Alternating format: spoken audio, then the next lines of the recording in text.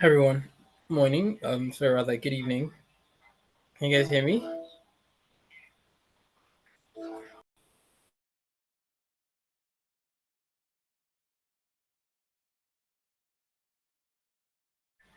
Can you guys hear me? Can anyone hear me? Sorry, I think my Bluetooth isn't connected.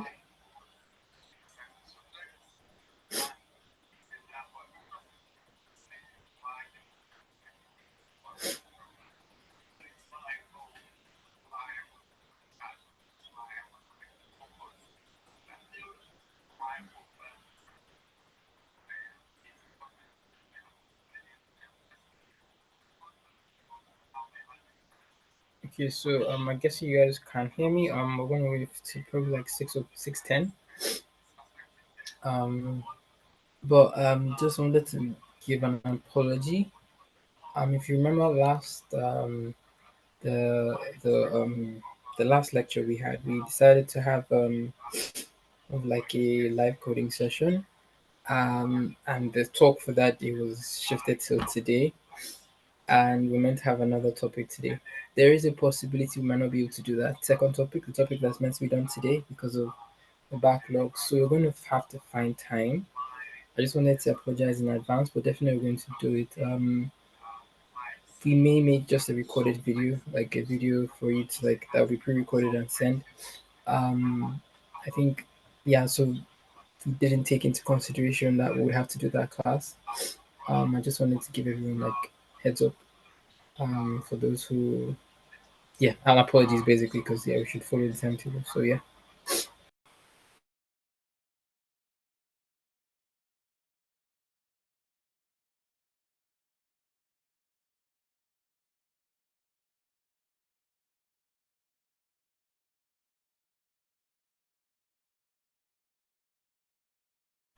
can anyone just say something? I just need to confirm that you all can hear me. Just unmute and say hi. That's all. I can hear I'm gonna know. Can you hear me? Yeah, Fidel, can you just say something? I just want to hear. I just want you to say something. I want to be sure that this is working. you. Like just say hi. That's all. Hello. Okay, I can't even hear you. Can you say something again? Hello. Okay. Okay. Cool. Thanks.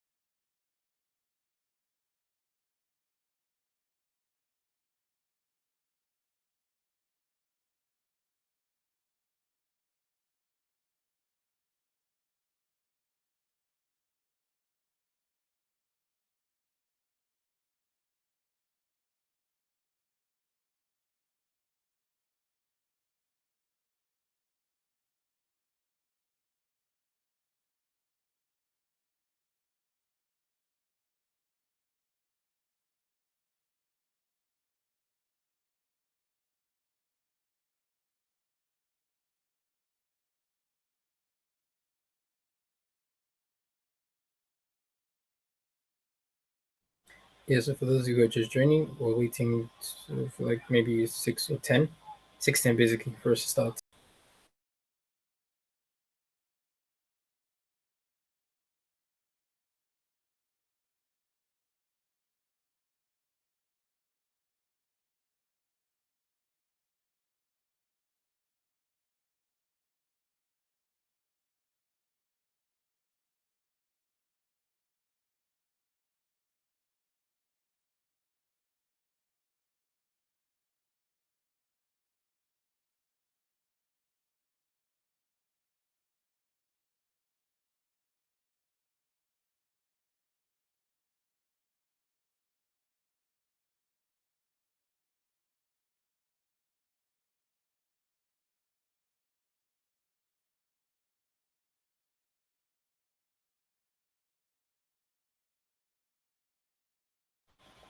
Okay, yeah, something I just wanted to mention.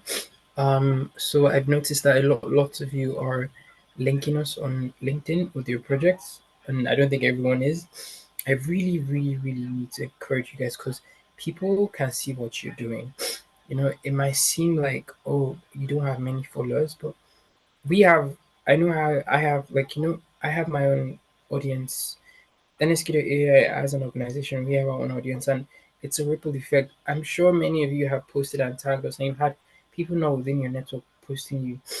Again, the emphasis, if you're already posted on LinkedIn, fine. Please, please, please go to Twitter, create a Twitter account, post your project there. I think people should also learn to tell stories.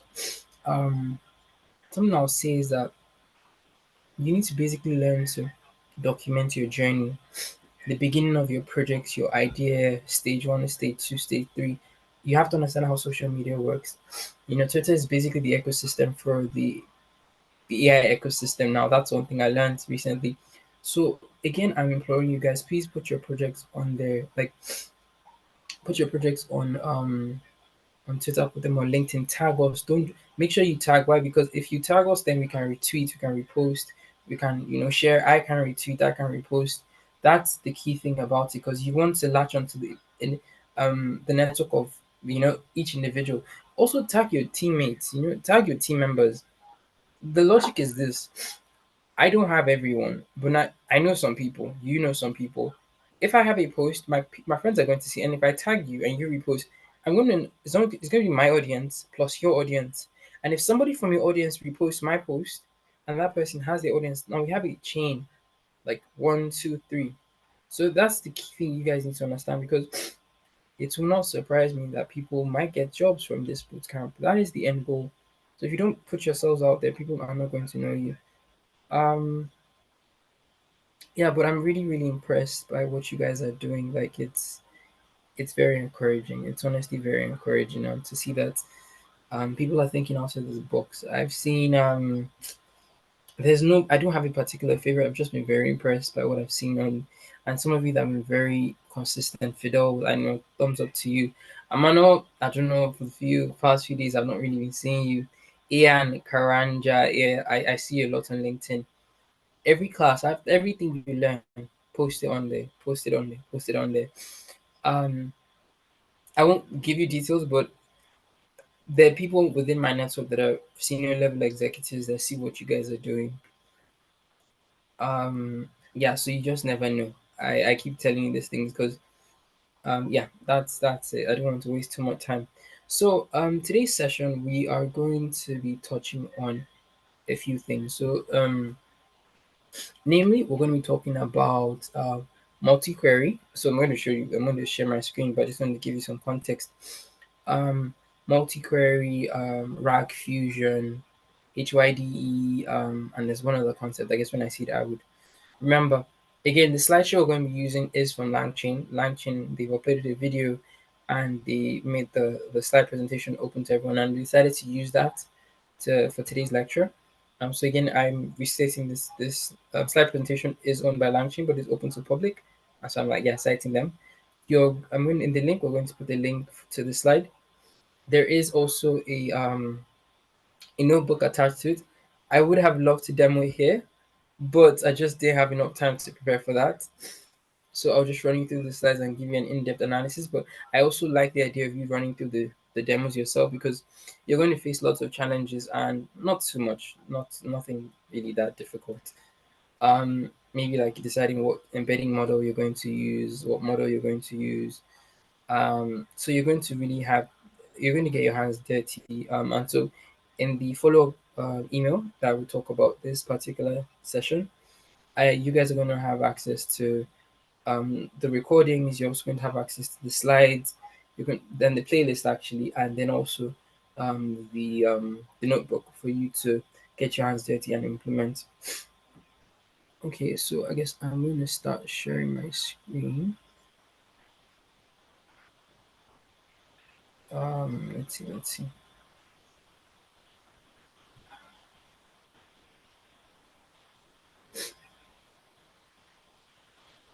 Okay, so Ibuka is here. Um, So hold on, let me make Ibuka a host before I start sharing my screen. Hi Ibuka, can you hear me?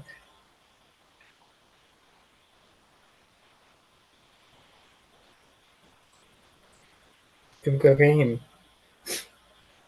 Okay, this one's still coming. Yeah, I can hear you. Okay, cool, cool. Okay. Let me start sharing my screen now.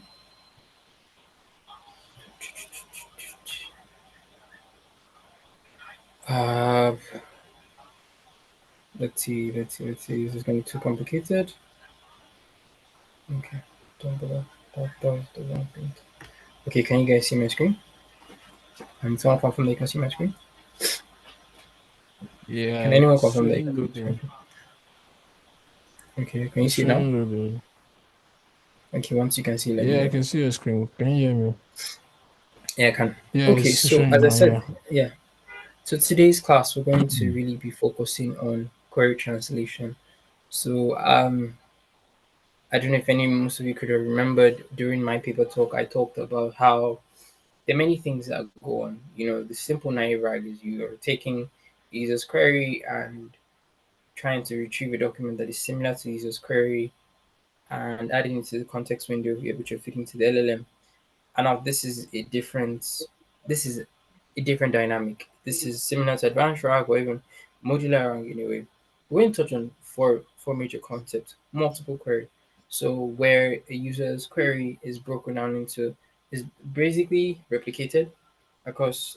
So instead of having one query, you blow it up into three queries.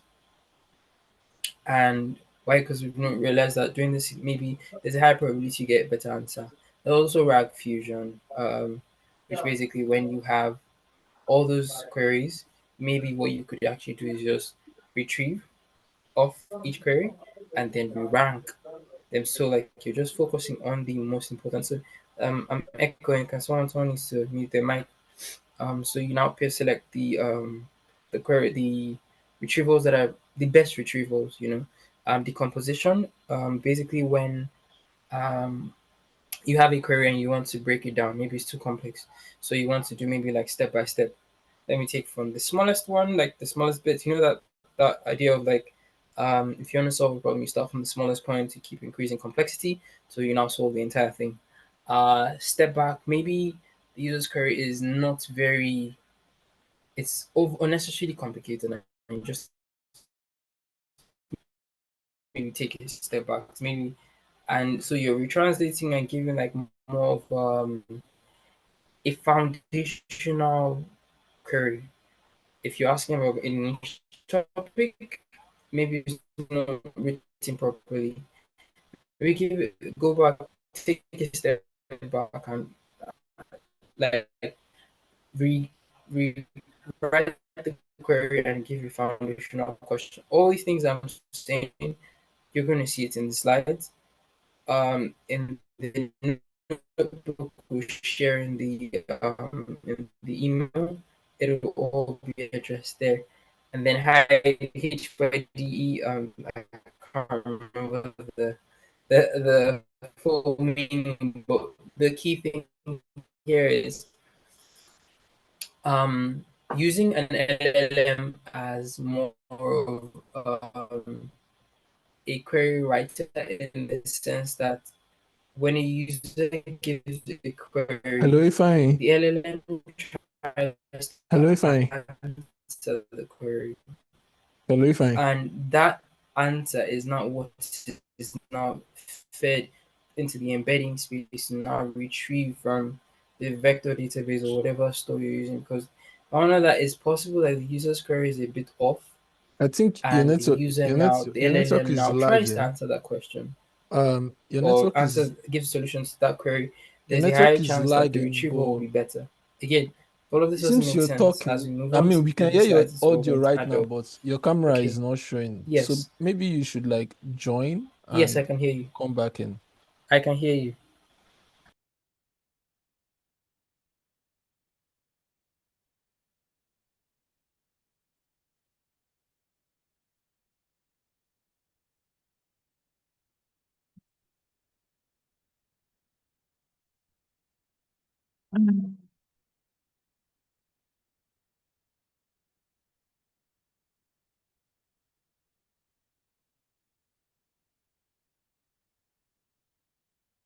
Mm.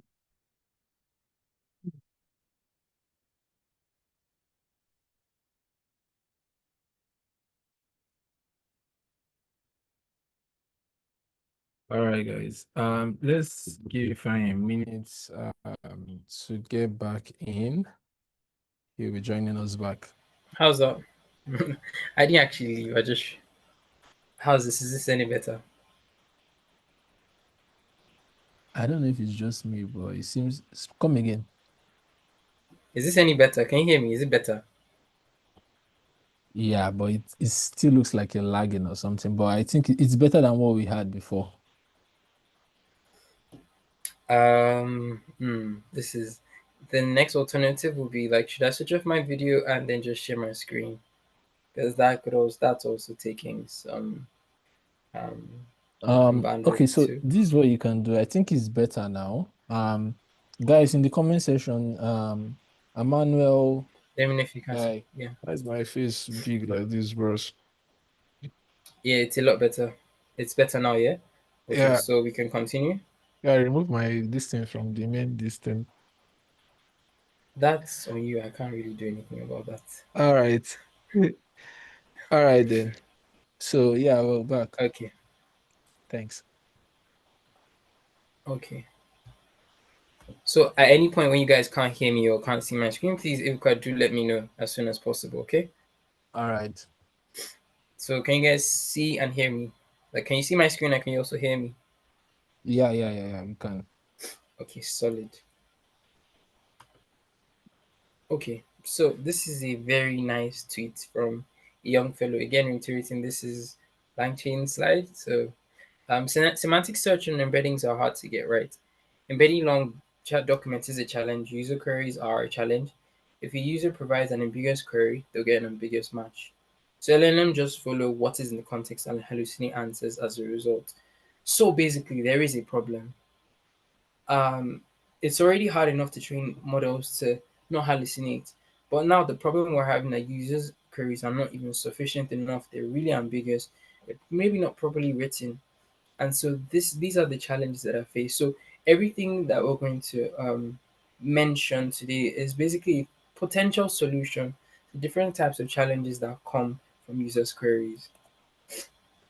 So this slide basically outlines almost everything we'll be touching on. So, there, let's look at it from three sides. So, one, if you want to move forward, let's say sub question. If you have a query and you want to break it down, you start from the least till and you move up in levels of complexity to the most complex. Then, if you want to take a step back, as I said when I was at the intro, you're more of like taking the question and going to the foundational question because the user can give you a query and there is a foundational question behind it. So maybe you might just take that step back. It gives the LLM maybe more context, maybe to find better to have a better similarity search, or you might have on the same line where you rewrite the query. You're not maybe breaking it down or maybe taking a step back. You're writing the query um, and then now bringing it together to give you the best potential result for the user. So, as I mentioned, one very interesting technique is that you break up the question into three. Why this is very maybe very effective is because I think the next slide would do that. Would give justice to this. So, if you look here, we had a question, and it was now like broken down into three, and cool like written into three potential query. Now, what usually happens is that in the embedding space, what happens is that the user's queries.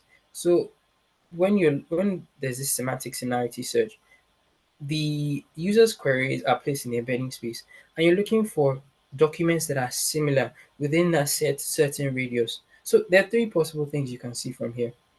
One, question one. If you look at question one, so which is this, it's at this point and it's close to this document. So that means, wow, okay, it's the same question within the same space relatively, but look at the document that it's close to. Question two, it is kind of similar to the original question, but look at the document that's close to it. Now, the third question is at this point. Now, look at the embedding that is close to, which is this document here. What that tells you is that having just one query, you run a very high risk of maybe getting documents that don't sufficiently capture the nuances of the search. You really want to have a very good understanding. LLM should have a very good understanding of the, well, like, I don't call it the entire scope, but at least a very minimum level of understanding of the user's question, the background, maybe potential future questions, so that the user gets a result that is as fault free as possible. So this is a very, very interesting and effective technique. So expanding your potential questions.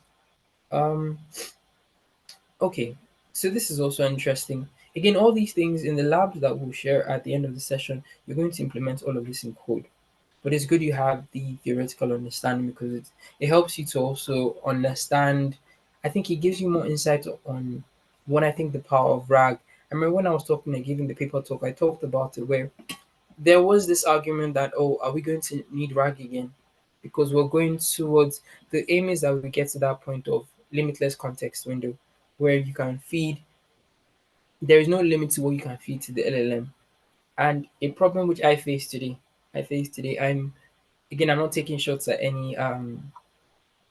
um any LLM, but there's a particular one I use that's quite known, which I will not mention, but I'm actually on the pro plan. And being on the pro plan, your context windows obviously increase, you can feed it in more.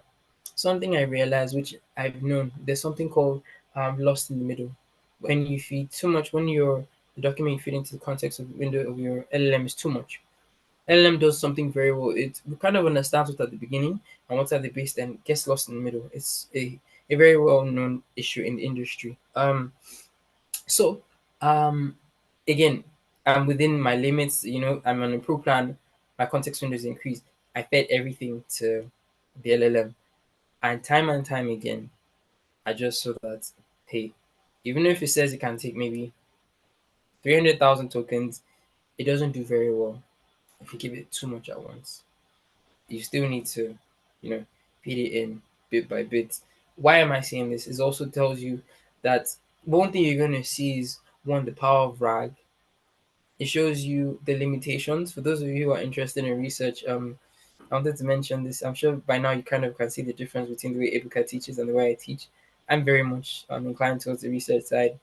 Um, so I'm also speaking up for people that might be interested in research. So you pick up an interest because you're going to see the techniques that are being used at the moment, and you're also going to see the challenges and the need, because the techniques that are being used now are not bulletproof. There's still space for more work to be done, and so that's where research comes in. I just wanted to say that to market researchers. So from this particular slide, you can see that now we have three queries, or yeah, three questions that have been broken down, and then you've now retrieved certain documents. Now there's something very key. You can easily do it like, okay, so this question, go to the vector store, retrieve one document. After that's been retrieved, get the second question, get to the vector store, retrieve. So doing it sequentially, you're wasting a lot of time. So in this slide, we're basically encouraging us to utilize parallelized retrieval. So retrieving all the three documents at the same time. And wait, let me see. Okay, yeah, all the three documents, and it's now fed into the LLM, which generates an answer. So this is something very interesting. Again, you can see that many part consistent things, doing things in parallel, because one, why we're storing information in vector store is, oh, it's a lot easier to store, takes less space, retrieval is a lot faster. So you can see that computational speed is a big issue, efficiency is a big issue. So in every part of the process, you're always trying to see, how can I do things faster, how can I make my processes more efficient, how do I need to spend less, how do I need to make sure I get 100% accuracy with little or no computation and less repetitive actions. How can we do all of this at the same time? So I'm emphasizing so you can see the patterns. They're very similar patterns that are being utilized across the entire tech ecosystem, and I think that's the beauty of it. So this, again, there are about 5 slides. This is part one. I want to try and make this as interactive as possible. So if I think, let's, after every slide, maybe I could take one question, if I can. So if you have any question, you could put it in the chat. Yeah. Oh, okay. Sure, sure, sure. So, guys, drop your question in the chat. I'll be looking out. Okay, fine. So actually, I said this beforehand. So, as I said, there are five different slides. Yeah, slide presentations, and so after every slide presentation, I'll stop because I want to hear from you guys and know what you guys think, potential questions. Because yeah, it's really refreshing to kind of have questions and we can deliberate and talk further. Okay. So for now, there are no questions. Cool, cool. Okay, so we're going to this one is not that there's not really much here, but I would highlight on it. Um, okay, so now we're going to Rag Fusion. This is basically just one slide that's a continuation of the last slide. There's just one new slide. Now, remember, you retrieved your documents in parallel. You've gotten three potential questions, and then now you've gotten three different documents that are similar to three different questions that are similar to the original question. Now, excuse me, there is the potential that every question, question one might retrieve documents that are that question two retrieved. Question three might retrieve documents that question one retrieved. Now, are you going to feed all of this to the LLM? It's basically a waste of computation, a waste of time. So there's something called re-ranking, where documents from every question are ranked. So if there's more like a score attached to every document, you're going to do implement all of this in code. And so I think you can select maybe documents within that meet a certain threshold are the ones that are fed to your LLM. That way, when you're saving, you're getting only the best results. So this is a very interesting. I mentioned it in the paper talk. So we've talked about writing queries. Now we're talking about re-ranking. Remember in the modular rack, for those of you who were there during the paper talk, all these little things are different. They're different modules on their own. Retrieval is one. Query writing is one. Multi-query is one. Re-ranking is another thing on its own. So you can see how all these tiny things are the building blocks towards that the final answer what the user sees. I find it really amazing because we just make a query to popular chatbots that we know, ChatGPT, Anthropic. We really don't know all that's happening underneath the hood. So yeah, I find that really cool, Sha. Um, so I will go to the third one. Um, if at any point where there are questions, do just stop me so that I can answer Yeah, them. Okay. I'll do Yeah. that. So I just want to confirm, because are you going to be I just want to confirm. So this is the only thing we're doing today, yes? Yeah, yeah, yeah, yeah, yeah. Okay. Sorry, just wanted Then, to confirm that. yeah, that's it. We'll be Okay. having land graph next. That's on Yeah, Thursday yeah, with yeah. side Yeah, I know. by side. Yeah. Okay. Okay. Fine. Okay. Um. So now we're moving to decomposition. So we've gotten to that point that okay, we've learned how to get multiple queries. We've had learned how to fuse the queries together, get an output, and understood that. Oh, okay, there is a need to re-rank. Um, so now we're going to decomposition, where you might have a query that is rather complex, and just like the way scientists or engineers view problems, they don't get overwhelmed by the complexity of the problem. They start from the smallest units and then move um, move up in complexity. And this is very similar. It's a very similar technique that can be implemented in retrieval. So you have a very nice problem. Think machine learning. Now, if you want to break down the problem, the smallest unit is think, which is just a single entity. And then you now say, okay, let's say think machine. After you got to think machine, then next thing think machine learning. Let me give you a very good example. Let's say um, what is a very nice process for you to get. What is the last letter in the word think? Again, think is the smallest unit, and that's what we're starting from. We know that the last letter of the word think is K. Now, We now move on to think machine. What is the last letter in machine? It is E. Now we already have found out the last letter in think. So in doing think machine, the work we're just doing is on machine alone. Getting what we've already gotten from think, we concatenate, which leads to Hello? KE, which is an Ifine, output of K. Yeah. Yes, I can hear you.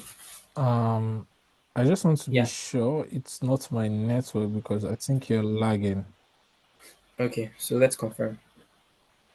So I just wanted to be sure that it's my network I and know, it's I not know, that I know. you're That's what I'm asking. lagging. Like, So the guys, of the audio. if I was just lagging, please drop, signify in the chat.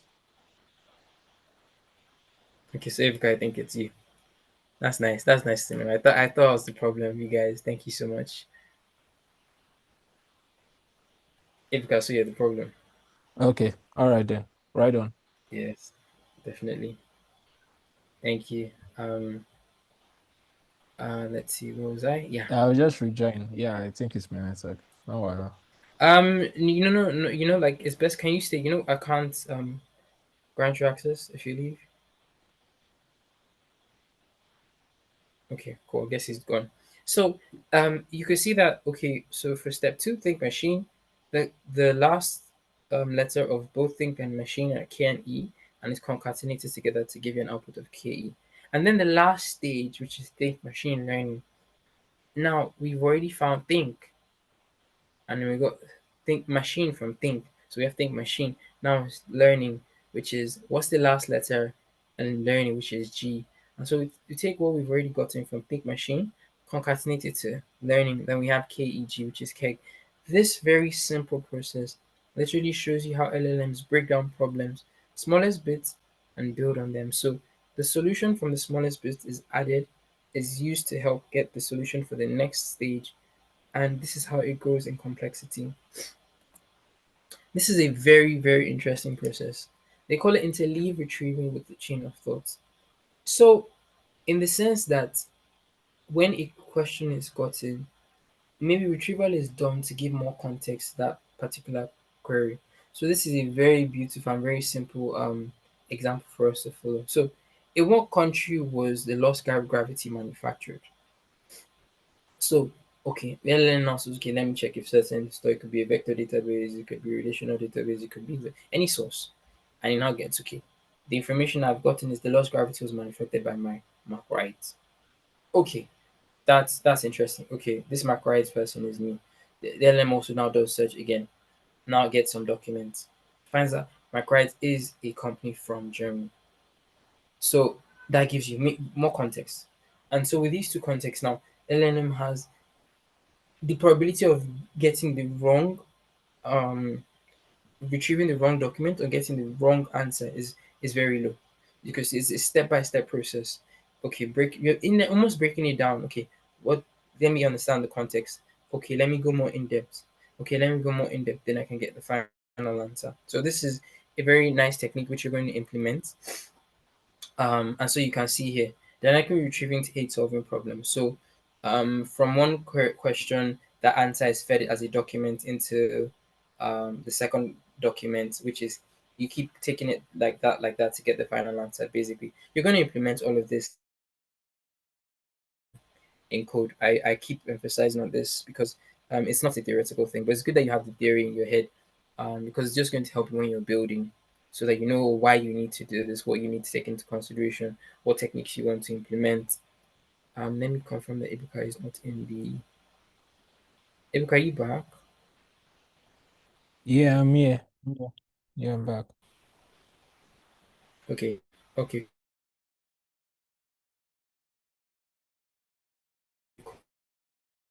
cool, cool. Okay. Let's see. I need to be sure. Yeah. This is it. Okay.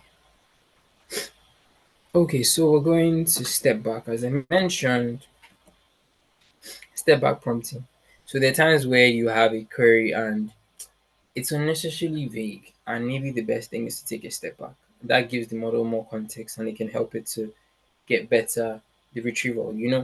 Again, the essence is you're trying to get embed the right prompts so that when you're looking for embeddings that are similar to the query, you get the best results.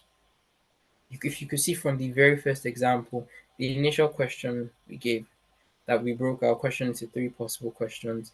In the embedding space, there were three different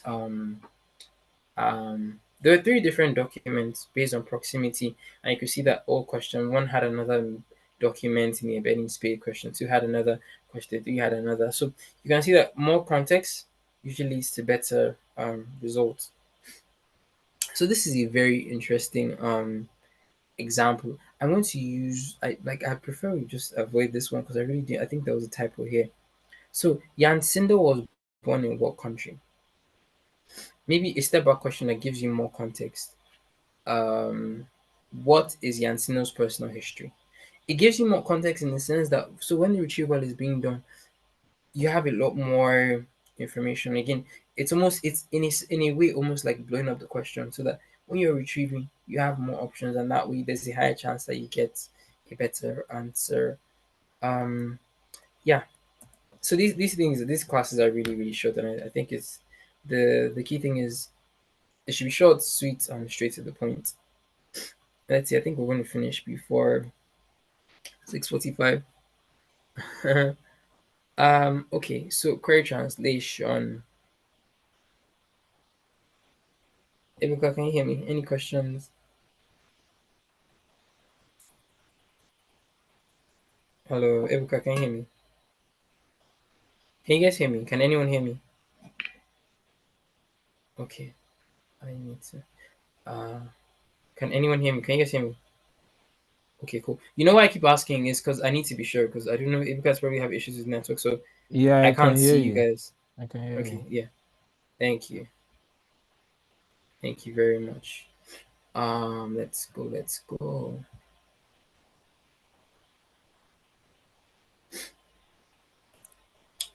Okay. So look at it like this. Um, I really I wish I could remember what HYD stands for, but I'm sure if you do a search, you probably be able to get that. But the key thing about this technique is usually when the user gives a puts like a prompt, now it's possible that the what just happens the user's prompt is just taken and similarity search is put in the embedding space and okay you're looking for which documents or which other vector is similar to this user's query. Now what was also noted was that okay, while I'm okay, this might be unnecessary. Yeah.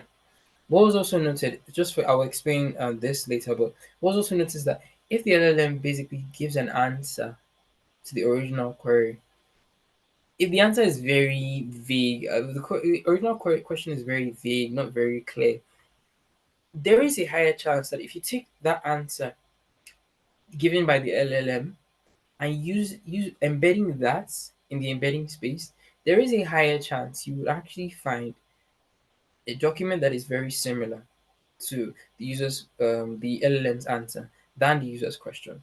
Why this is important is because again the key thing is we're trying to find ways of minimal error. So that's the intuition behind this technique. So you can see from this particular slide, the user's original question would have ended up in this embedding, this pointer here, and you could have said, okay, this it has close proximity to this document here in blue. Excuse me, which most likely would have been very off because again, the users, it's the majority of people will not be very efficient at prompting. I don't think this is ever going to change. This is just the reality of um the um the time that we're in. But if the LLM actually answers that question and that answer is not fitting as the embedding, there is a higher chance that there will be a document. There's the high chance that there will be a document that is very similar because the LLM has kind of taken some steps to basically tuning the user's question because of the answer. But now there are also pros and cons because again now you're now using an LLM in the space. So when there's a question, LLM has to answer. Then that's now put in the embedding space and that's computation. So every technique has its strengths and its weaknesses. Obviously, lag delay because now LLM has to process before retrieval is now done. But the key thing is at least you have an idea of the concept. So this is the last point. Yes, thank you very much. Hypothetical So document there's a embeddings. question. That So yes. there is a Okay. question in the Q&A. Yes. It says it's asking for you to elaborate on decomposition. Okay. Okay. Yeah. Let me go back. For doc that stays in backend. No, Sorry, I don't understand. okay, let me sort it out. So hypothetical document hypothetical document embedding is in simpler terms is like, so I ask an LLM, so you know the whole concept of RAG, right?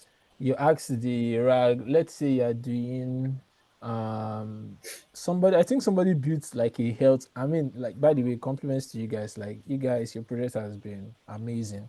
So I think somebody built a health something, a health RAG chatbot.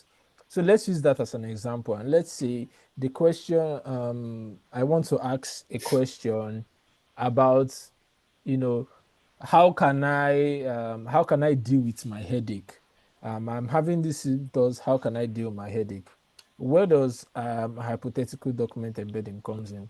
So what it comes in is in the space of that retrieval. Let me see if I should, I don't know if I should on my video. Let me know. Yeah. All right. Can you see me fine? Yes, I can. All right. Okay. So yeah, what hypothetical document embedding is that it's that question that I'm asking. Can we also get the document afterwards? Sure. That question that I'm asking, how do I treat my headache with so and so symptoms? Instead of first of all going to retrieve it from my vector store, I first of all tell my LLM to answer that question. Do you understand? Like without, like just on the normal, like without going to do any retrieval. Now, the thing is, the LLM will most likely be wrong, but it's going to hallucinate something that is close to the answer. Are you guys getting?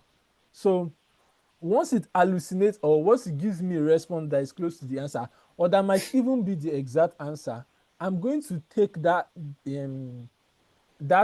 is it called? Can I call this thing now? That the response from the LLM. If I please, can you share your screen, because I think I was using your distance to like do the whole picture stuff. So what is going to what is going to happen is that response that the LLM gave me, I'm going to take it, and that is what I'm now going to embed and use to do a retrieval.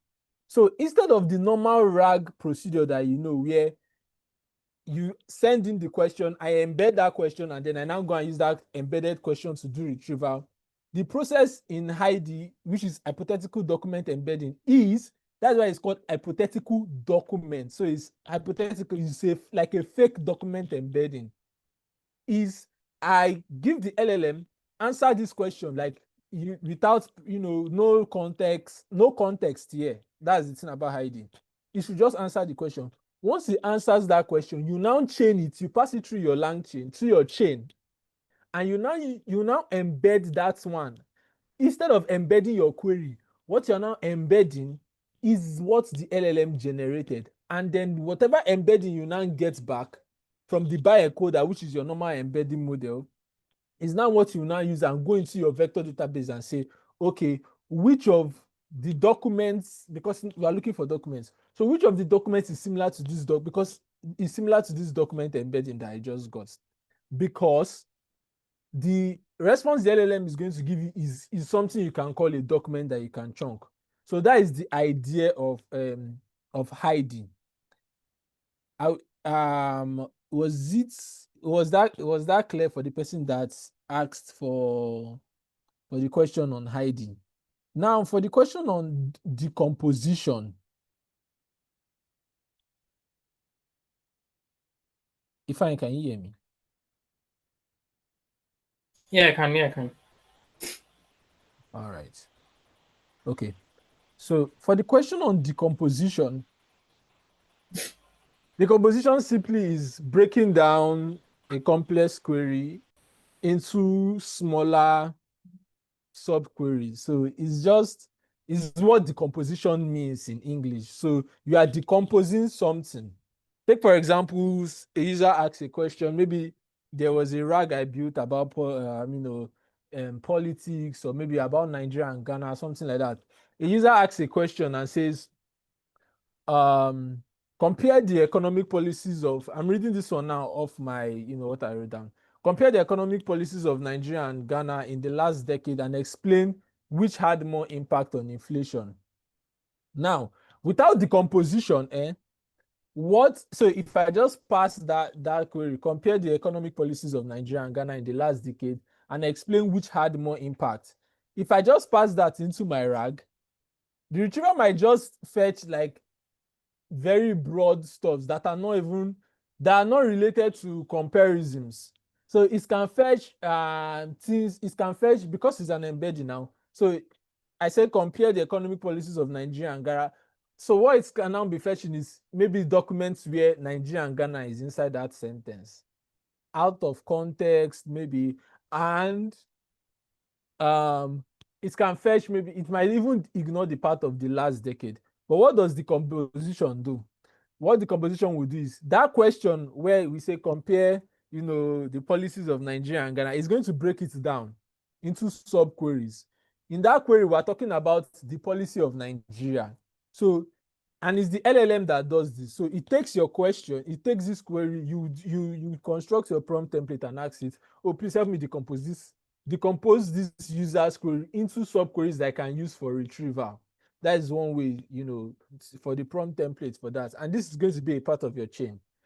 And then when the LLM takes that, it's going to decompose that question and say, okay, Nigeria economic policies in the last decade, Ghana's economic policies in the last decade, impact of Nigerian policies on inflation, impact of Ghana's policies on inflation. Now you say that it has reduced this into like 4 queries.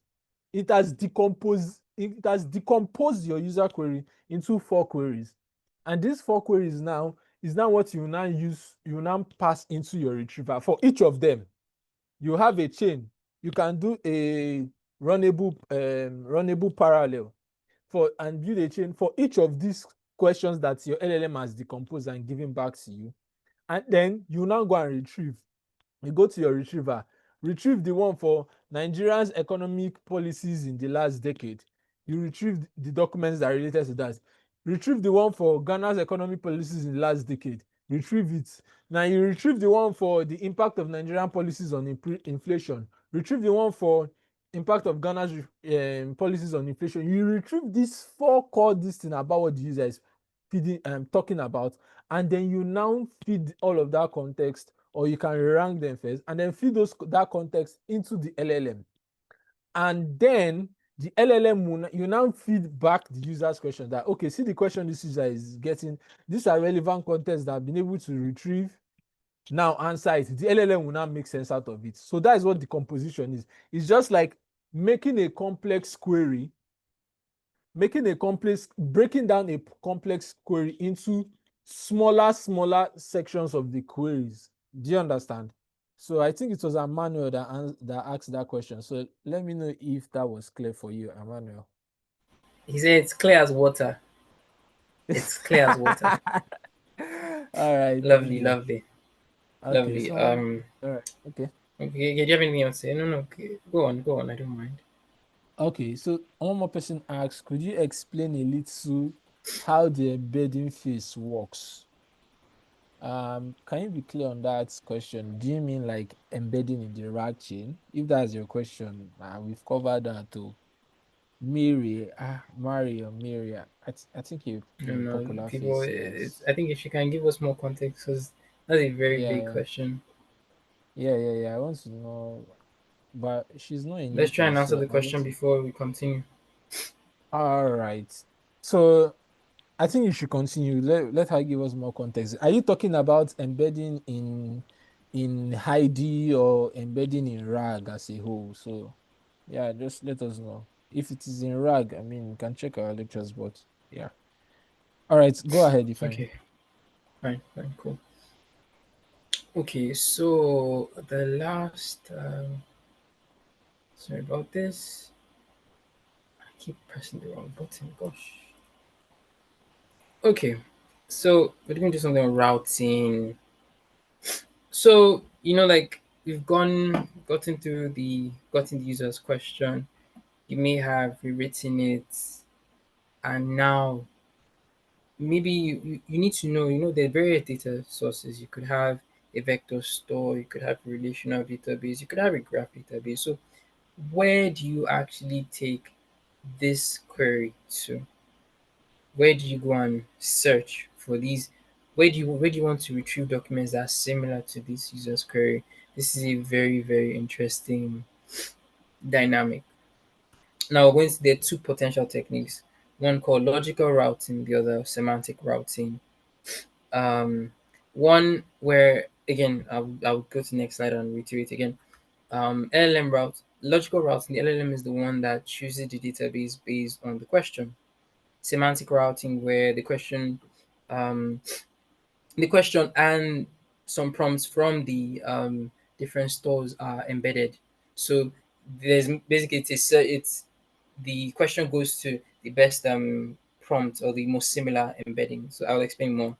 So, as I mentioned, now in the logical routing, the LLM is the one that decides.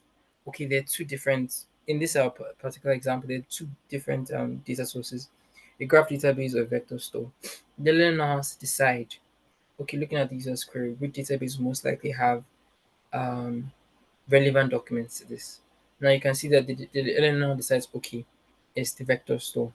Now this is very interesting. Now, when it comes to semantic routing, as I mentioned, in the embedding space now. So there's user space, user's question, there are prompts from both stores, and there's now like a similarity search that now happens where, okay, this comes from this particular data source. Sorry, This prompt comes from, yeah, if I, sorry, we can't see yes, your I can. screen. Oh my lord, oh my lord, I'm so sorry, Ibuka.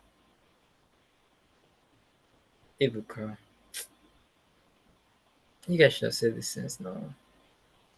Can you guys see my screen now? Yep, we can. Tragic. Do I start again? Yeah, I think your slide is very beautiful. So yeah, I think you should go ahead. It's not my slide, it's Sorry languaging about slide, that. but fine. Cool. So as I said, there's logical routing and semantic routing. Um, so logical routing, the LLM chooses the database based on the question, while semantic routing, um, the question is embedded and chooses like the choice is made based on the semantic similarity between the question and the prompt from coming from either of the two stores. So look at this is now a typical example of logical routing where you have a graph database and you have a vector store.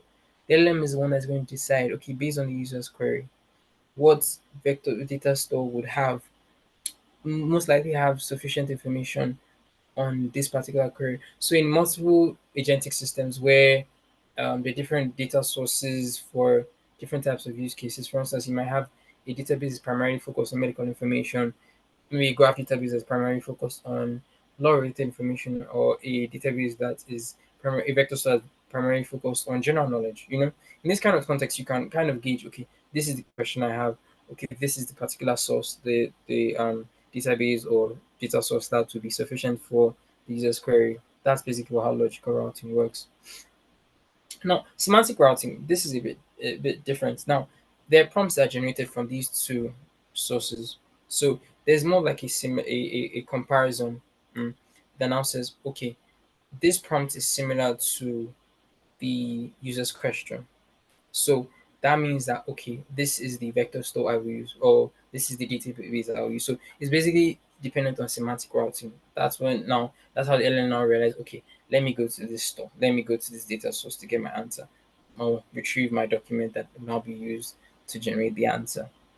Um, so I think again that is now the end of my presentation. But something I just wanted to mention.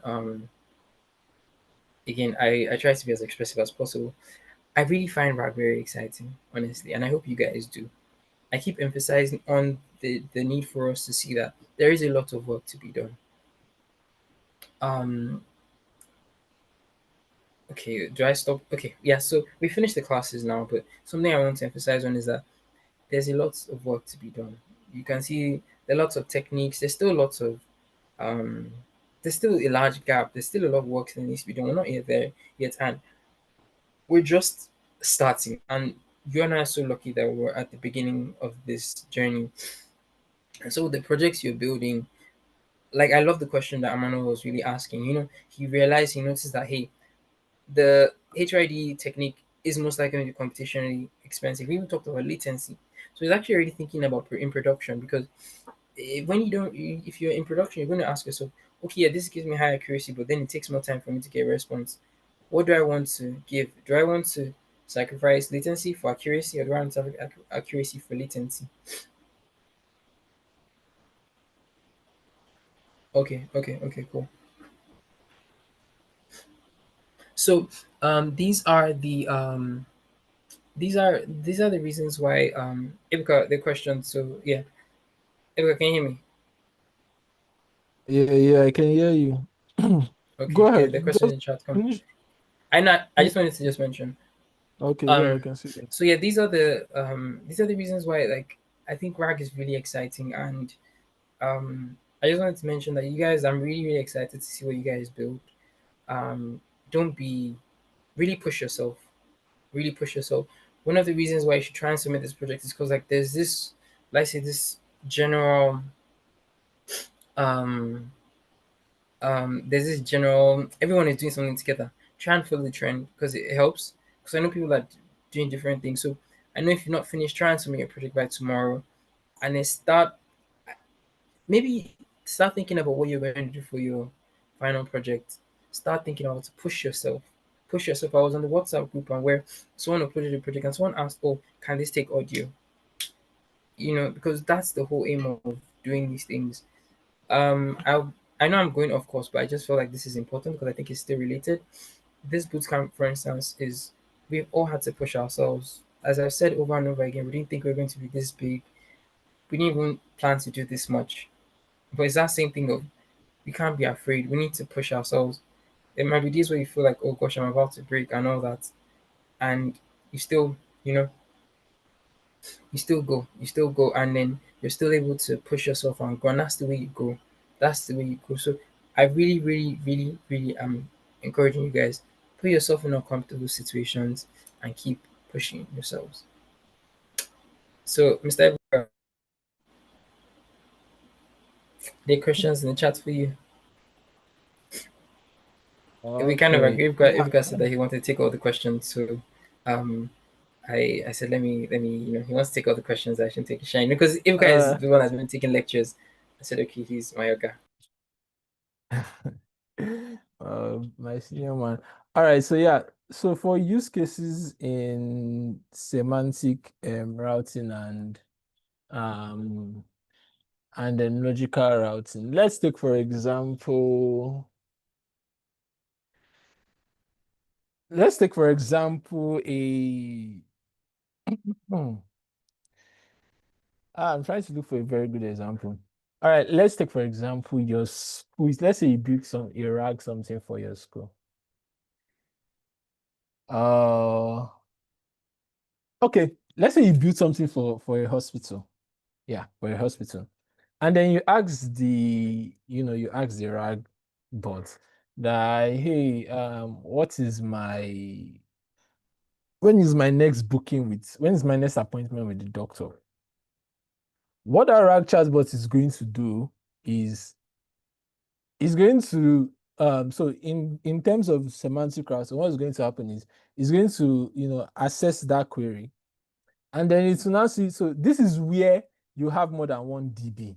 So if somebody is asking about, oh, what is my next appointment, that means there's like a database that has like, appointments, And this is the agent. Actually, this is like the agentic part of RAG because, and don't worry, Sai will cover all of this and how we do it with LangGraph on Thursday.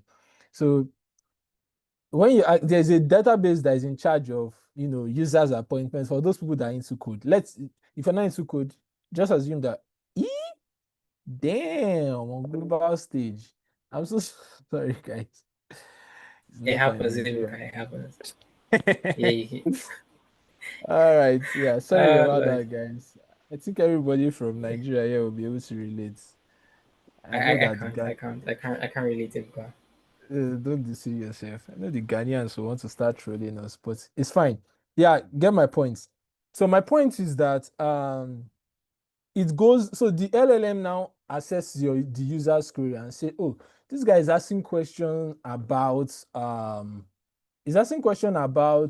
his appointment, and he's not now going to go and check the database that has medicine. Or let me use that for my example that I used for decomposition. Let's say you're asking something about the government, and what you're asking is about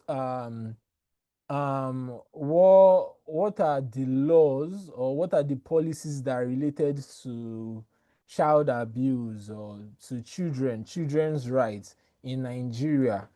Or you're asking something about, yeah, maybe you're asking something about Nigeria, but then you have a database you have different databases, or even if it is one database, or and then different tables. These informations, they are stored in different places. So let's say you have a database or a vector store that has all of your documents for Nigeria, and then you have another vector store that has all of your documents for Ghana. The LLM now is now going to assess it and say, oh, this guy is asking for something about Nigeria. I'm not going to go and retrieve from the vector store from the vector store for Ghana. I'm going to retrieve from the vector store for Nigeria. And that is where it's now going to route. When we use LangGraph, you see how we do routing. But think about this, your LLM decides, and let's say you use something like that pedantic parser that I told you. You give a prompt to the LLM, analyze this user's query. You have access to this database. This You have access to a Ghanaian database, a Ghanaian vector store, a Nigerian vector store, a Senegal vector store. Analyze this user's query and decide which vector store will have the information that this user is asking for. And that is where the LLM will now analyze my question and say, oh, this guy is asking about Nigeria. And then he's now going to say, okay, this is the chain you're supposed to use. It's now like output, let's say like a JSON object because of the pedantic output parser, or maybe you're using LangGraph. And then if the output is Nigeria, that means the vector store to be used is the Nigerian vector store on ChromaDB. If the output there is Ghana, that means the vector store to be used is the vector store on PineConDB. I don't know. Do you understand what I'm saying? Who asked that question? Can you comment? Somebody said we Ethiopians can relate. Yeah. So the person that asked the question, please comment if you understand the concept.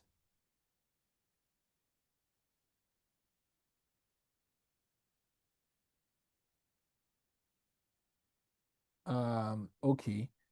They didn't talk. It was James Mutama that asked, but okay, yeah, he said his understanding. Now, the second one is where you use what we call the second one, logical routing, is when you use like predefined rules and conditions. So there was somebody that built a RAG in the projects, and I really love how I'm referencing these projects that you guys have built, because it kind of like speaks volumes about the type of stuff you guys have built that we're even able to use it to teach. So somebody built a project. I think it was Howie. Was it Howie? Yeah, I think it was Howie. I don't know if it's a she or is a he, but the person built a RAG project where you could ask questions. You could filter what type of question you could ask. So I mean, you could filter question you're asking on. So this is where what we call metadata filtering comes into play. So take for example, I have I want to ask about the forex market so far in 2025. And then there is an option for me to like filter, okay, what record do I want to get back? And then I filter. So all of it, for those that have built, you must have. We have also covered this in this in our bootcamp. Metadata filtering. So there, and then what I want to ask is sorry that I just got caught up with like brain fog or whatever it is. What I want to ask is about something in 2025, and then I now decide, okay, what is the forex report for so far in 2025 as regards GBP USD, and then I now maybe there is like a drop down for me to select which year do I want to ask about this trade, and there I now choose 2025. Now this is a rule that I've already written down, hard coded. Whatever metadata is coming, you should filter whatever is going to be searched. So when my application is taking that query, it's not going to go and search for what is the forex update for all of the records in my database. No, it's going to filter out only the records for 2025, and then it's now going to search from all of that one, from all of the whole of 2025. So that's like examples for the two of them. So I hope it's clear, and I believe when we start our hackathon and our second project, you guys will be able to come up with like more intuitive way to do it. So somebody already implemented this metadata, I mean this logical filtering, but I'm not sure she kind of like knew that was what she was doing. But yeah, so that's it. I hope it's clear, James.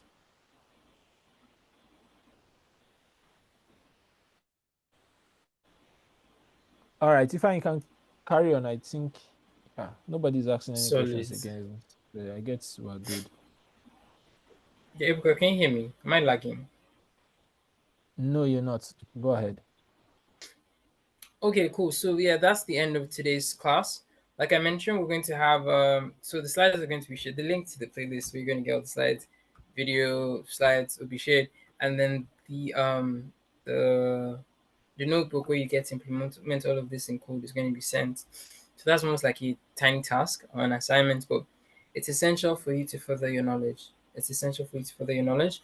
On Thursday, the community advisor, Sai, is going to be taking us on land graph. So that's going to be very exciting.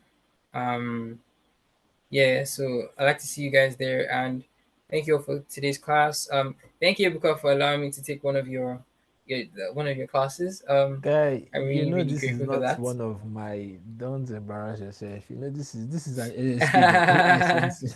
This is not one of my. Yeah, Hi guys, it's an NSK or AI something. It just happens that I've been taking most of the lectures. We've had Sai taught us on LLM programming. We had Gamma who taught us on the introduction to AI and LLMs. Ifeanyi has taken a lecture before, that was a rag paper talk. And we had the guy from Langchain, that developer from Langchain that taught us about monitoring. So yeah, it's not a book or something. Don't mind if I. It's just because I've been yeah, taking yeah. most Cool, of it. cool, cool. No problem. So yeah, thank you guys for staying for this long, and take care. See you guys Thursday. Bye. All right, bye everyone.